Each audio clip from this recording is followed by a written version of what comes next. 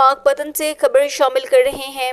Bureau chief सियासत news doctor अतर महमूद चौधरी की report के मुताबिक पाकपतन अस्पताल रोड पर दुकान की मलकियत का तराजा मुखालफीन ने मुबैना तौर पर नौजवान को आग लगा दी।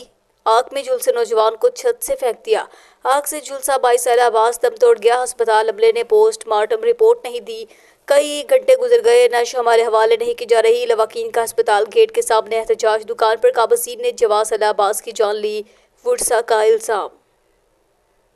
हो गए मुकदमा चल रहे हैं। ये डॉगर हमारी जमीन पे कब्जा करके बैठा हुआ है। इसने हमारा भाई भी खींच लिया, उसको मार डाला, हमारी छत पे डाल के। हम सब घर में बैठे हुए थे, छत पे उसको चढ़ा के आग लगा के हमारी घर फेंक दिया और खुद भाग के। ये देखे दुकानें भी बंद है उनकी जो उन्होंने किरायों पे दी थी।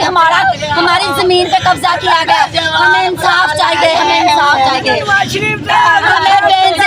हमें मरियम नवाज से, हमें शहबाज शरीफ से इंसाफ चाहिए। हम 2.5 घंटे हॉस्पिटल में तड़पते रहे हैं। हमारे भाई को दे दो, भाई को दे दो।